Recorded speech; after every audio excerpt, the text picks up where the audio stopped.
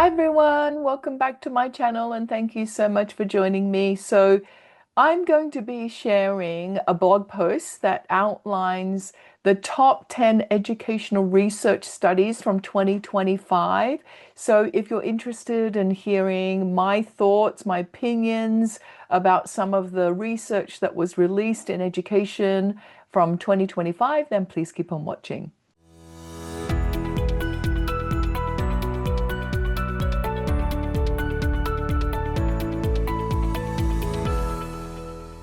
Here is the blog post on Edutopia, and I follow Yuki Terada. I look for a lot of their posts, and every year they always summarize the 10 most significant educational studies of 2025.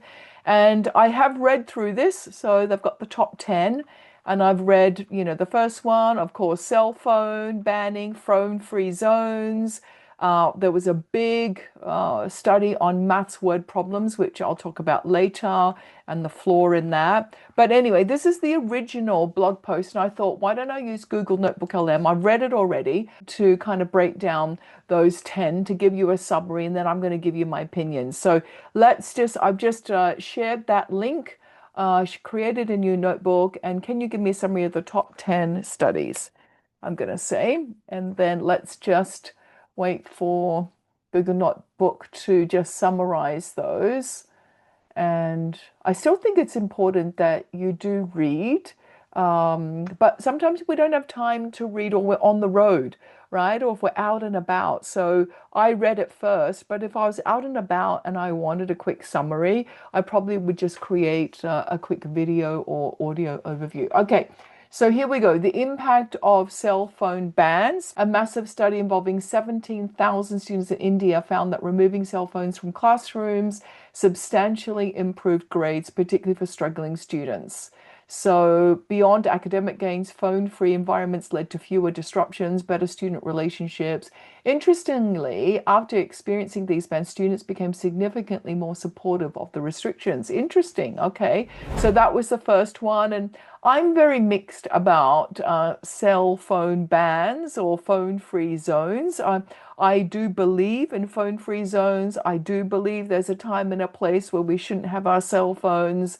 At the same time, I think the ban on cell phones is part of the journey of educating students how to use cell phones and to manage that whole social media beast. We've seen in Australia how the government there have introduced under 16 bans on social media. And I think that, I'm not saying that's right or wrong, but I think in terms of the journey and where we are in history, this is probably one point where some governments have found that necessary. And I think in 50 or 80 years' time, we won't be even thinking about banning the phones, hopefully, or we'll be at another part of our journey. Okay, solving maths problems. I do want to share my opinion on this. And I know this is all in writing. I suppose, let's just start creating a slide deck then as I'm talking, because that will summarize these key points. And then we have something that's visually a little bit more pleasing. Solving maths problems. So research into middle school math revealed that simply highlighting is often insufficient for complex word problems.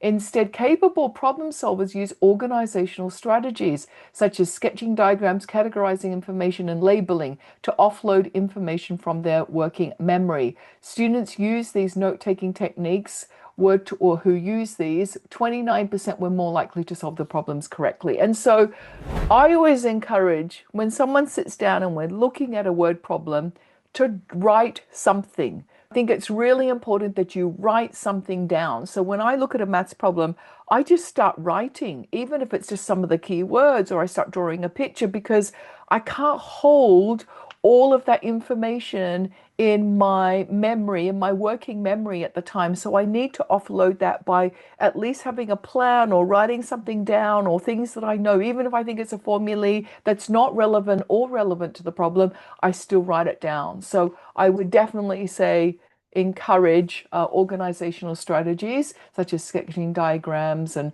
just do something. As my lovely friend Dr. James Tanton would say, do something.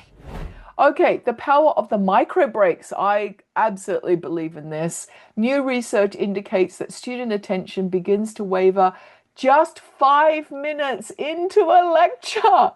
Can I just emphasize that? Let me just highlight that. Student attention begins to waver just 5 minutes into a lecture. And I would say my attention span is the same, even for adults. It's not just for teenagers and children. But it said, however, implementing 90-second micro breaks every 10 minutes involving activities like stretching or quiet chatting resulted in students outperforming their peers on attention quizzes by up to 76%. So experts suggest educators should work with rather than against the biological limits of sustained attention. Absolutely, I agree. And in all of my workshops, I'd say there is no more than 8 minutes of me directly speaking at people. There are regular 7 to 8 minutes or have a break, whether it's to turn and talk or have a little break to go and look at something around the room. That physical movement's really important. So the power of micro breaks. I'm so glad that research is continuing to support that.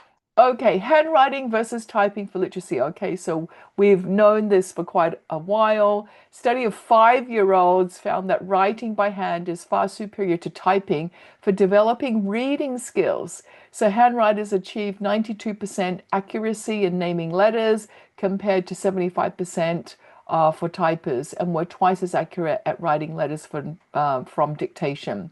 So the benefit extends to older students as handwriting remains a crucial tool for memory retention and deep learning.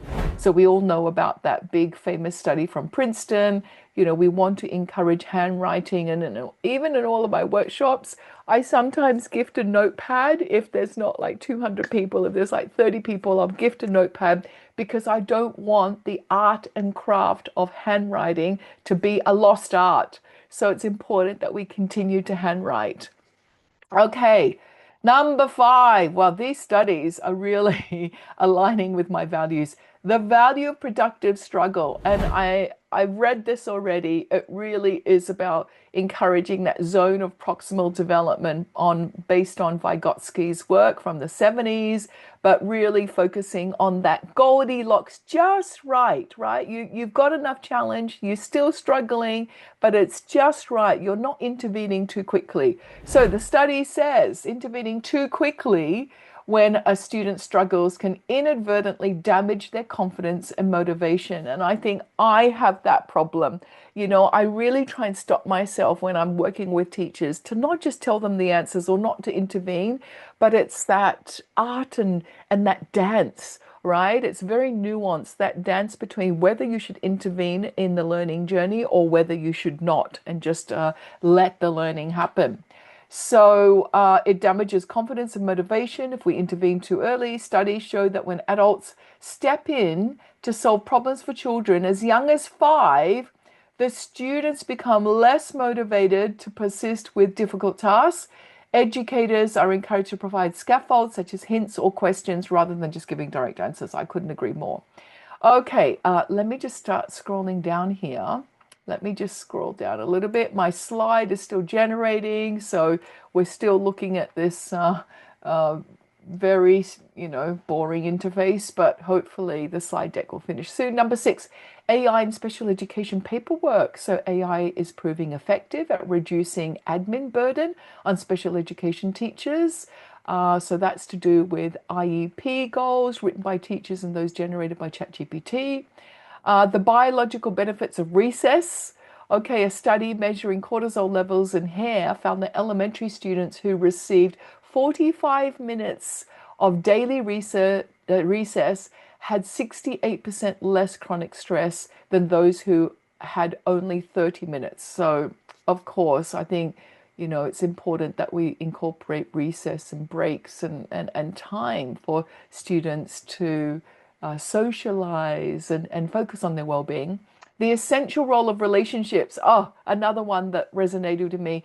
So, 2 comprehensive meta-analysis involving millions of students confirm that trusting student-teacher relationships are a primary driver of academic success. I think I'm going to use this quote. I used some other studies from a few years ago, but this is a current 2025 study that creating a culture of belonging can improve academic performance by 8.4 percentile points.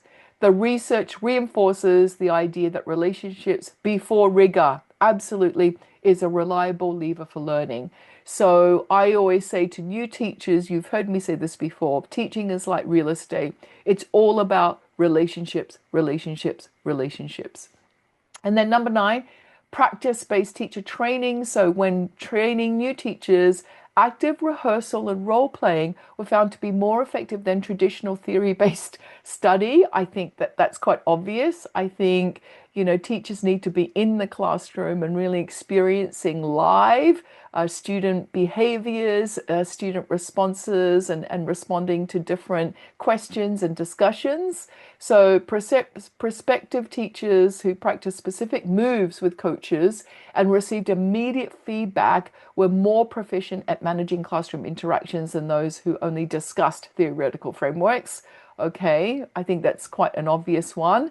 And then here we go, number 10, AI and the loss of thinking in writing. So this is the big study that made the news last year. A study from MIT revealed that college students using ChatGPT for essays remembered almost nothing of their work minutes later, with only 17% recall rate. In contrast, those who wrote without AI assistance had recall rates of 80%, of over 80%. While AI can be a useful revision tool, the study suggests that tools-free learning phases are essential.